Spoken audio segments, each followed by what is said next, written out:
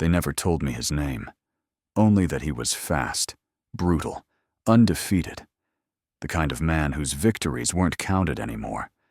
Only his surviving opponents were. The day they said I would fight him, the other slaves stopped looking me in the eye. Even the guards, who usually mocked us, fell silent. They just handed me a dull blade and told me I had a chance if I didn't run. The truth was, I didn't care who he was. Not really. After 2 years in chains, after watching boys be fed to beasts and men die screaming in the dirt, I had stopped caring. What mattered was this. They had finally noticed me. I wasn't just a body in the corner anymore. I was chosen, not for glory, but for blood. That night, I didn't sleep. Not because of fear, I was past that, but because of something else. A memory of a voice I hadn't heard in years. "Keep your elbows in," it said from somewhere deep in the dark. "Don't swing wide. You'll leave your ribs open." My brother used to say that. Before the fire, before the soldiers, before Rome tore our family in half and dragged us into separate hells. He was older, stronger. He used to carry me when I scraped my knees in the hills. He taught me how to hold a stick like a sword, how to move my feet in the dust. The night they came for us, he fought 3 men before they knocked him unconscious. I never saw him again. I thought he was dead. I told myself that every day, so I wouldn't have to hope. They shaved my head the morning of the fight, washed me in cold water, smeared ash on my chest, and pushed me toward the holding cell under the arena. I could hear the crowd even through the stone. Thousands of them, hungry and blind. I waited in the darkness, listening to the thud of sandaled feet above me. That's when the guard whispered, almost with reverence, "He's already in the arena. The champion." The gate opened before I could breathe. Light. Noise. Dust. I stepped out into it all, blinking like a newborn. The sun was brutal. The air tasted of sweat and metal. Across the pit, he stood like a statue. Bronze helmet, arm wrapped in leather, shoulders cut from stone. I couldn't see his face, but I felt the weight of his gaze. He didn't move. He didn't speak. He just waited. I walked until I could feel the heat radiating off his armor. My legs felt like they belonged to someone else. My blade hung in my grip, slick with sweat. He tilted his head slightly, and something inside me cracked. Not from fear, but recognition.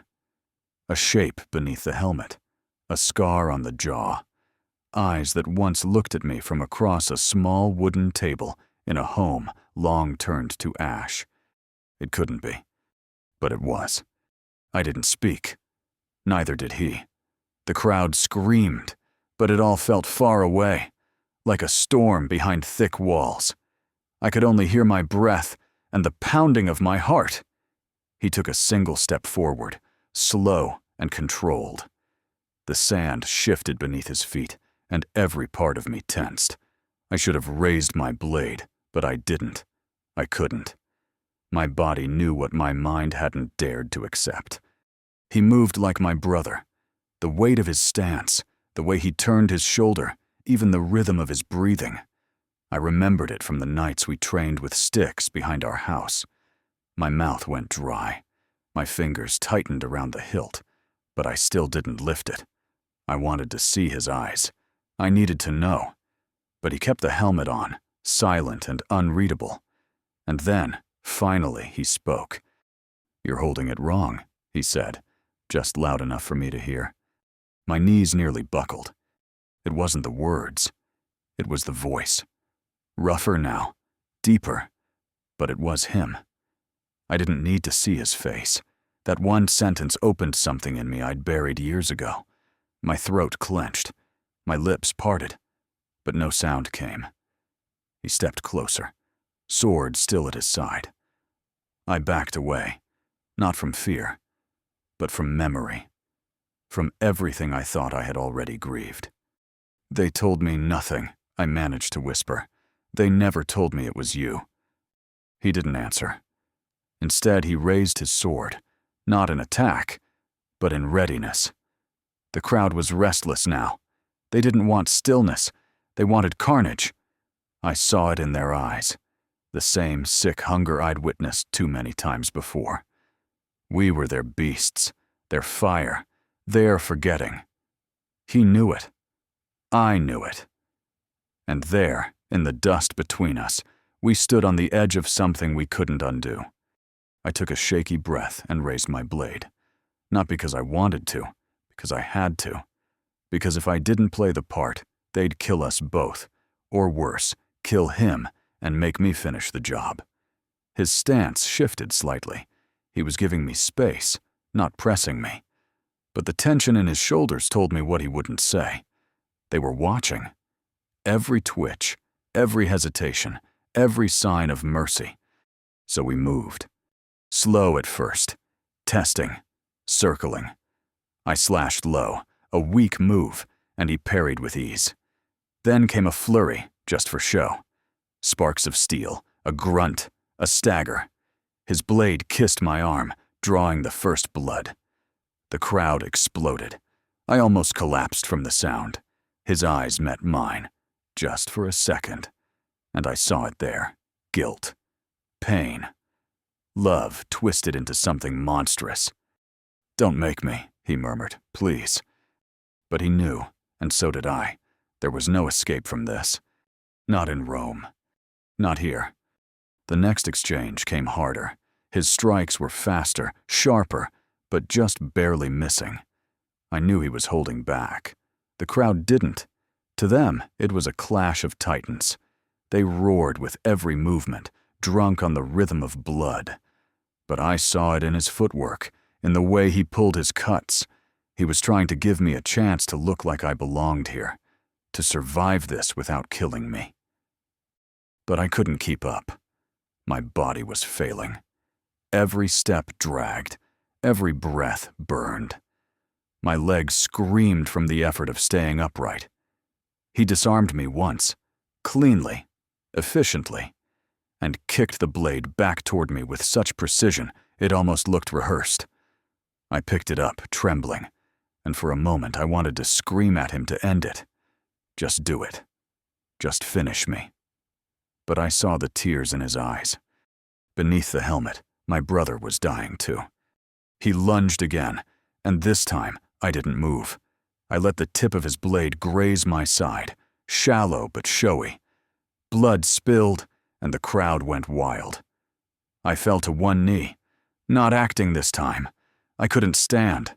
The sun was blinding, my vision dimming at the edges. I heard the announcer above, calling for the end. "The boy is broken," he said. "Finish him." My brother stood over me, sword raised. The world held its breath. Then he turned to the Emperor's box.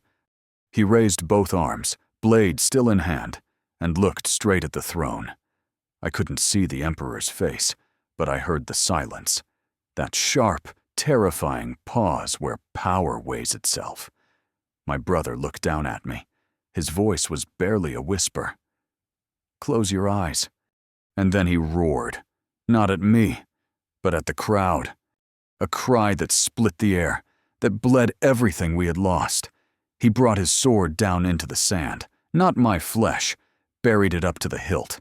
Defiant. Final. The silence turned into confusion. Then rage. I heard the officials shouting, guards moving, a whistle blown. But I couldn't move. I couldn't speak. All I saw was him turning toward the box again, arms wide, waiting for judgment. They gave it. The arrow struck him in the chest. He staggered, just once, like it surprised him. He looked down, touched the blood, and then, somehow, smiled at me. His knees buckled. He fell without grace, without noise. Just a man, no longer a champion. Just my brother, lying in the sand we were both born to die in. They dragged me away before I could reach him. That night, they said I had shown spirit, that the crowd had loved the drama. They gave me a new name, a new cell, a new sword. But none of it mattered. I didn't fight to live anymore. I fought to remember him. Every drop of blood I spilled in the arena from that day forward wasn't mine. It was his.